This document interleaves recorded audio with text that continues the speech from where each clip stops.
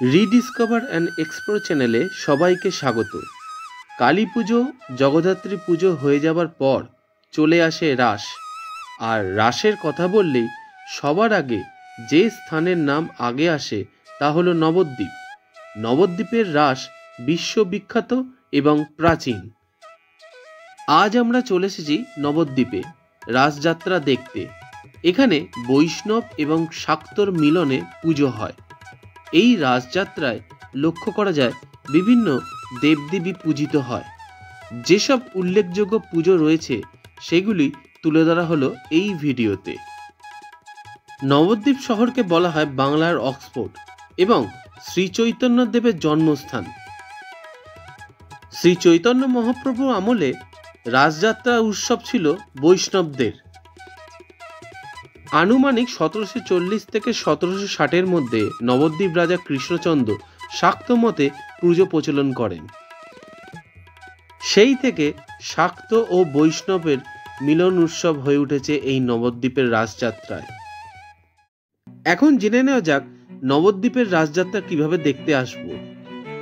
হাওড়া থেকেও আসা যায়, শিয়ালদা থেকেও আসা যায়, তবে আমরা এসেছিলাম শিয়ালদা থেকে। শিয়ালদা থেকে কৃষ্ণনগর লোকাল ধরে চলে এসেছিলাম কৃষ্ণনগর সিটি জংশনে। কৃষ্ণনগর সিটি জংশন থেকে বেরিয়ে আমরা টোটো ধরে চলে গেছিলাম স্বরূপগঞ্জ ফেরিঘাটের দিকে। সেখান থেকে আমরা নৌকা করে পার হয়ে আমরা গেছিলাম নবদ্বীপ ঘাটেতে। নবদ্বীপ ফেরিঘাট থেকেই আমাদের এই রাসযাত্রা পরিক্রমা শুরু হয়েছিল। নবদ্বীপ ফেরিঘাটের পাশেই রয়েছে নবদ্বীপ বড়ালঘাট যুবশক্তি ক্লাবের পুজো। এবছর ৭৩তম বর্ষের পুজোয় পদার্পণ করল। এই পুজো হলো শ্রী শ্রী অকাল বোধন মাতা পুজো। অপূর্ব সুন্দর মাতৃ প্রতিমা। এখন চলে এসেছি পোড়াঘাট অঞ্চলে শ্রী শ্রী গৌর গঙ্গা মাতার পুজোতে। এখানে মায়ের রূপ অপরূপ।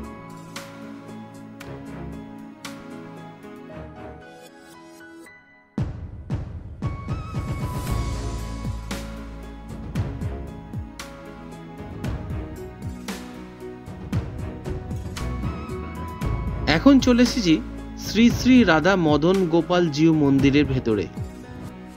এখানে অনেকগুলি রাধাকৃষ্ণের মূর্তি এখানে ঘূর্ণীয়মান অবস্থায় রয়েছে।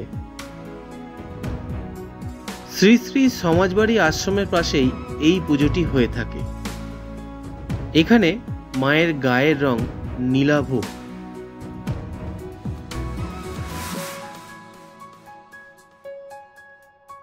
নবদ্বীপ বিশ্বকর্মা ক্লাব পরিচালিত শ্রী শ্রী মহিষ মর্দিনী মাতার পুজোয় সামনে এখন আমরা চলে এসেছি। অপূর্ব সুন্দর মাতৃ প্রতিমা। এখন চলে এসেছি নবদ্বীপ নেতাজি সংঘ পরিচালনায় শ্রী শ্রী মহিষ মর্দিনী মাতার পুজোতে। এদের ভাবনায় সুর ও আলোর মেলবন্ধনে আলোক ঝর্ণা ধারায়। এখানে মায়ের রূপ অপরূপ। এখন আমরা চলে এসেছি বাগানিয়া পাড়াতে শ্রী শ্রী অর্জুনের বিশ্বরূপ দর্শন করতে। অর্জুনের এই বিশ্বরূপ দর্শন এখানে সুন্দরভাবে ফুটিয়ে তোলা হয়েছে। এখন চলে এসেছি নবদ্বীপের বউবাজার অঞ্চলে শ্রী শ্রী অন্নপূর্ণা মাতার পুজোতে। এখানে মায়ের রূপ অপরূপ। মাকে এখানে সুন্দরভাবে সাজানো হয়েছে। এখন চলে এসেছি মতিরায় বাঁধ রোডে শ্রী শ্রী অন্নপূর্ণা মাতা বারোয়ারি কমিটির পুজো দেখতে। অন্নপূর্ণা মায়ের রূপে এখানে মা পূজিত হন। অপূর্ব সুন্দর মাতৃ প্রতিমা। মায়ের রূপ এখানে অপরূপ। এখন চলে এসেছি দক্ষিণ বঙ্গপাড়াতে নবদ্বীপ সংগঠনী ক্লাবের শ্রী শ্রী মহিষ মর্দিনী মাতার পুজোতে। এখানে মায়ের উচ্চতা এতটাই বড় যে মাকে মাথা উঁচু করে দেখতে হয়। বিশাল আকৃতির মায়ের এই রূপ। মায়ের রূপ এখানে অপরূপ। এখন আমরা চলে এসেছি বেনেপাড়া অঞ্চলে শ্রী শ্রী বিশ্বজননী মাতা পুজোতে। পরিচালনায় বেনেপাড়া বিশ্বজননী মাতা পূজা কমিটি। এখানে মায়ের রূপ অপরূপ।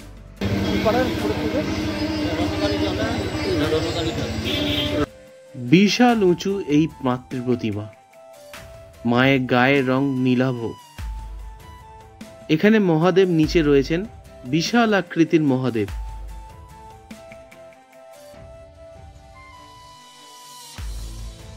এখন চলে এসেছি রয়্যাল সোসাইটি পরিচালিত শ্রী শ্রী মহিষাসুর মর্দিনী মাতার পুজোতে। অপূর্ব সুন্দর এই মাতৃ প্রতিমা এবং বিশাল আকৃতির এই মাতৃ প্রতিমা। এই পুজো দেখতে বহু দর্শনার্থীরা এখানে আসেন। এই পুজোর গায়ে লাগোয়া পোড়ামাতা মন্দির আমরা দর্শন করে নিলাম। নবদ্বীপ অঞ্চলের খুবই জাগ্রত এই মন্দির।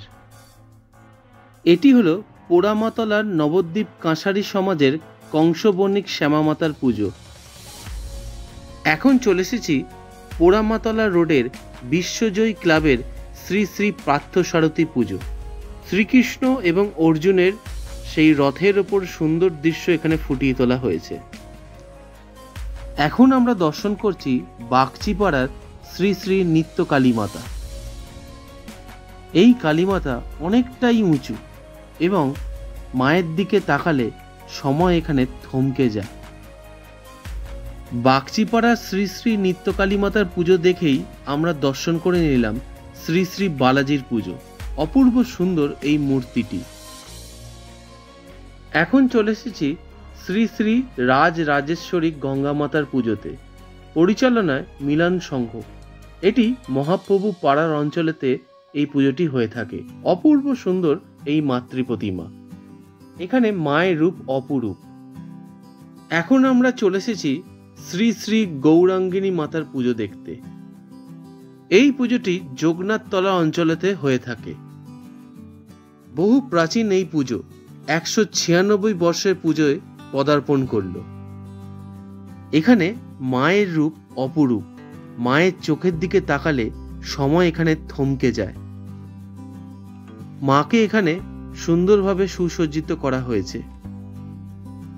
মায়ের পায়ের নিচে দুটি সিংহ রয়েছে। নবদ্বীপ অঞ্চলে সবচেয়ে প্রাচীন পুজোগুলির মধ্যে এই পুজো অন্যতম। এখন চলে এসেছি নবদ্বীপের সবচেয়ে প্রাচীন পুজোগুলির মধ্যে অন্যতম এই শ্রী শ্রী ভদ্রকালী মাতার পুজোতে।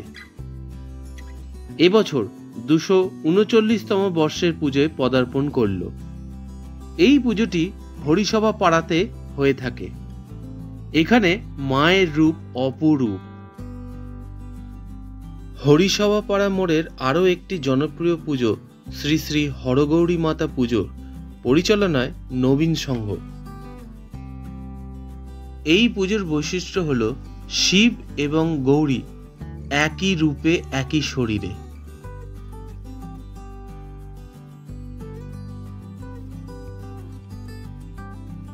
এখন আমরা চলে এসেছি ষষ্ঠীতলার বুড়ো শিবতলার রোডে শ্রী শ্রী অন্নপূর্ণা মাতা পুজোতে। এখানে মায়ের রূপ অপরূপ। এই ষষ্ঠীতলার আরো একটি পুজো হলো শ্রী শ্রী গঙ্গা যমুনা সরস্বতী মাতার পুজো। পরিচালনায় নবদ্বীপ গোল্ডেন ক্লাব। ষষ্ঠীতলা থেকে একটু এগিয়ে গেলেই পরে বুড়ো শিবতলা। সেখানে রয়েছে প্রভাত সংঘের পুজো শ্রী শ্রী কাত্যায়নী মাতা। অপূর্ব সুন্দর মাতৃ প্রতিমা। এই রাস্তাটি সোজা চলে যাচ্ছে বিষ্ণুপ্রিয়া হল স্টেশনের দিকে এবং এই রাস্তার ওপরই পড়ে বুড়ো শিব মন্দির। এই হলো সেই মন্দির। বুড়ো শিবতলার আরো একটি পুজো হলো বিন্দবাসিনী মাতার পুজো। এটি ঠিক মন্দিরের পাশেই হয়ে থাকে।